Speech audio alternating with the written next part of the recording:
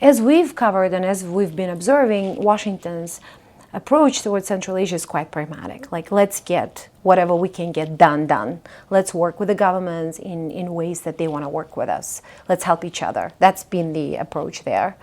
In Tashkent, how do you see it? I know that the first 3-4 years of the Mirziyoyev administration was different than now. Are they more pragmatic now than before? I mean, I think all countries, to a certain degree, are pragmatic, but I think that that's selling our relationship short, to say that it's just simply transactional or pragmatic. I think, we are building a foundation for a long-term relationship. As you know, we elevated our relationship to a strategic partnership dialogue a few years ago, and we did that intentionally because our interests are strategic. They're not, just kind of short-term and transactional. And we see that from Washington. But from here, though, a lot what the Mirziyoyev administration is doing with you seems to be short-term, though.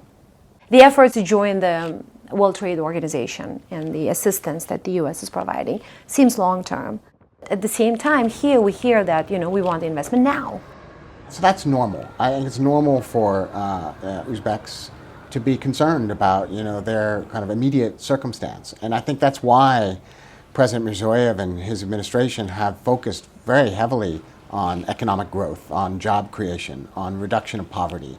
And we are very, pleased to partner with them on those issues and trying to attract the kind of investment here that will create long-term jobs. But I don't think that means that we're being pragmatic or short-term in terms of our relationship. Because as you've said, WTO membership, Trans-Caspian corridor, even the president's emphasis here on education and our partnership programs to help implement those ambitious goals on education, that is a very long-term investment. Our partnerships on security here are about building kind of border security capacity, building kind of changing the way the military does training here, building up an NCO corps among the military. Those are very long-term goals that will change kind of the character and the capabilities of the military going forward.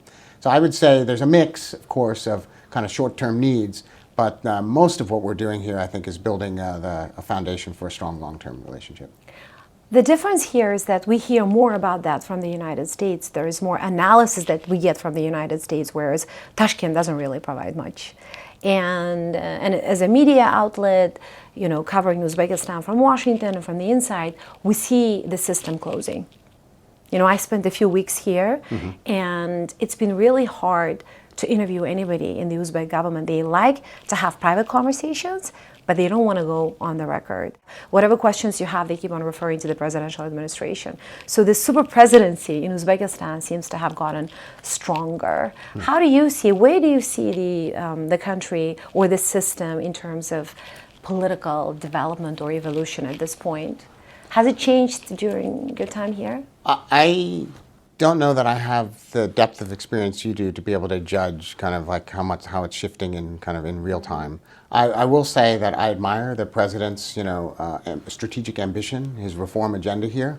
I worry though sometimes that the ability of this government to execute that agenda is in jeopardy unless there is more devolution of authority, to the line ministries, to the municipalities, to the hakims.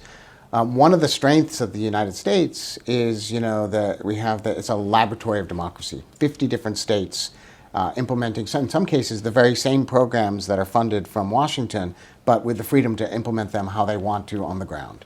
Our education system, we have 50 different, if not more, education systems because each state sets its own curriculum, determines how it's going to fund education. And the advantage to that is that some municipalities, some states are going to succeed and some are going to fail, and we learn from those successes and failures. I think we need to see more of that type of experimentation here in Uzbekistan as well. The difference that we see so far in our reporting is that there is more emphasis on the process, which is progress for Uzbekistan, because for the longest time, or always, it's always about the goals, right? You have a roadmap for every issue to solve every major problem, and you want to get there, but not much discussion of the process, like the steps that are necessary to take. In the regions, you see those processes happening. You see people focusing on the process. And yet, the system remains incredibly central, where they don't want to provide the explanations there. So the public doesn't really know much about what's really happening, what is shifting and what's not. Isn't that hard for you to deal with Uzbekistan when you have such a closed or untransparent system? Yeah, I think maybe what you're touching on, Navbahor, is there still a cultural resistance to, we talked about the cultural resistance to NGOs and civil society. The same exists for an independent media. Whether it's government officials here or whether it's officials at the local level, they're still not accustomed. They don't have a lot of experience, dealing with an independent media, dealing with independent bloggers, and knowing kind of how to talk to them, how to be transparent. Because it's not staged. Right. And many of them, I think, are worried that, they may say something that would get them into trouble, and nobody's ever going to, praise them for speaking to the media. And so, given the choice of the two things, they prefer not to engage. I think you and I both know that there is something to be gained from being more transparent with the media. It helps to raise public awareness. It helps to build public support. And where there are problems, it draws attention to those problems so that they can be solved before they compound into bigger problems. So I think it's going to take some time for that cultural shift to happen, but I hope we can be part of helping Uzbekistan move in that direction. We keep on hearing across the country that relative freedom that the country seemed to have starting sometime from 2017 through 2021 was very useful in a sense that people learned to express themselves. There was a wider debate, public debate, at least virtual, and people are more comfortable now discussing issues, at least privately, because of that. And so when we ask journalists and bloggers, they say that Uzbekistan is still way more free than it was under the previous leadership under Islam Karimov, but it's not as free as it was between 2017 and sometime 2021. So your time here happens to be after. After. So you're in a post-relative freedom period. So obviously I can't comment to the situation before I got here, but I will say since I've been here, I've seen some remarkably robust public debates on certain issues. Air quality is one issue, and we were pleased to be part of that discussion by having a air quality monitor here at the embassy. But I think that's an important issue that affects everybody's day-to-day life here. And there was, really, I think, healthy, air quality is not health, but a healthy discussion about the issue, about the role of government, about the role of private sector, how to move forward on that. And I thought that was really useful. We saw the same kind of debate about gender-based violence as well.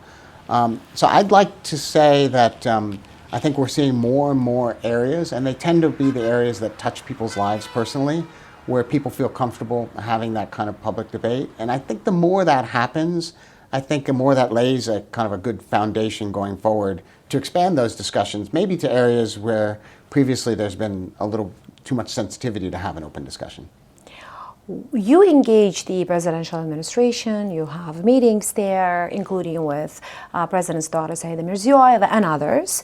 But we almost never see you talking with any of the Uzbekistan's lawmakers. Do you also engage the parliament, which will have elections later this year? We do. I had meetings with Senator Safayev not long ago. We've had, as you know, over the last year and a half, visits by congressional delegations here to Uzbekistan from Washington, and that's given us also an opportunity to engage with the parliament. We'll be watching the upcoming elections very closely because there'll be a new electoral system for parliamentary representatives. I would say that we are engaging with the parliament. I'd like to see the same kind of transparency from the parliament, and we're seeing some of that. I was encouraged by some of the televised debates that they've had. So we need to see more of that, because I think for Parliament to fulfill its potential here in the Uzbek system, it needs to be empowered. It needs to communicate its role to the public, and we are definitely going to be looking at, and we have some programs, Open World and other programs that will connect the Uzbek Parliament with the U.S. Congress so that we can share our experiences. Especially the legislative chamber is described to be the closed one. Most of the media community here, they have never been to the Uzbek Parliament, To the Senate, yes. So Senate's, some of the sessions are live, and some of them are at least covered more than the legislative chamber. So the hope within the media community here is that the next parliament maybe will be more open. We need an Uzbek C-SPAN. Right, the C-SPAN. But there's also a lot of cynicism here about the upcoming elections, by the way. I mean, especially in the regions, many people don't even know that there are elections approaching, and the parties, especially the 5 parties, you know, that part of Uzbekistan remains unchanged. The attempts to create and register an opposition party has failed so far. And I know that the embassy raised some of that at some point, and I know that your diplomats met with those activists, but do you engage them? Are you still interested in this issue? So I want to avoid, as the U.S. ambassador, any appearance that I support any one political party. But we do support the registration of opposition parties in Uzbekistan. I think the Uzbek people, the Uzbek voters, deserve as much of a choice as they can get. That will actually, in the end, strengthen the democratic system here in Uzbekistan. People will feel like they, are vested in the system if their representatives, the ones that speak to them and get their votes, are represented in parliament. So I think there's still some work to do on that. We'd like to see the political party system here develop a little bit more. As a first step, it would be helpful, even in advance of the upcoming elections, for the 5 parties that are registered to articulate, like, what are their policies? What's the difference between the 5 parties, so that people can make an informed decision on which party to vote for. Will the United States observe the elections? Will you have any experts come in? I know that you will observe as part of the OSCE, but have there been any efforts to invite American experts through you to come help or assist? So, I mean, usually the best way for us to do that is through the OSCE, and we work with the ODIHR mission here. The ODIHR missions will typically include American experts as well. Our embassy will obviously be involved. So yeah, we'll be interested to see how the election proceeds. Interestingly, when Uzbekistan had that relative freedom time, just 3-4 years, the international community, the embassies here, the international organizations, including this embassy, including the United Nations, were more open, more critical of the status quo in Tashkent. And it's now quite silent. I mean, diplomats seem to be quite comfortable with the way the Uzbek government is now, with the leadership, and it's usually, whenever we read their statements, whenever they talk at various public events, it's very supportive of everything that's been going on. We know that every partner of Uzbekistan has its own recommendations, has its own wish list, but in general, you've been very complimentary of everything that's happening in Uzbekistan. Is that intentional? Like, how does that come around? Because you seem very comfortable, for example, with the way the presidential administration functions. You have a good relationship with Saida Mirziyoyeva, we believe, and you're fine. You seem to be fine with wherever Uzbekistan is heading next. I think the administration here deserves a lot of credit for the things that they have done, for the vision that they have articulated, for some of the reforms that have been implemented. But I've been very candid also about where I think things have come up short. And every year, as you know, we produce a very public human rights report, in addition to our report on religious freedom, which articulates where we think there are shortcomings.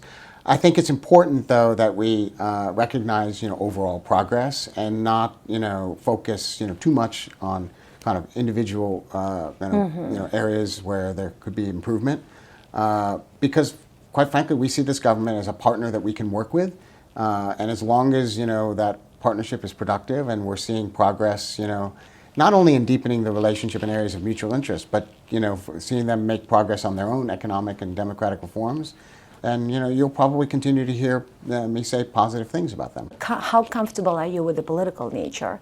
You have president's daughter is now president's closest advisor. What does it say about the political development in this country? I don't presume to judge or cast judgment on the president here in terms of like who he chooses as his advisors. That is up to him.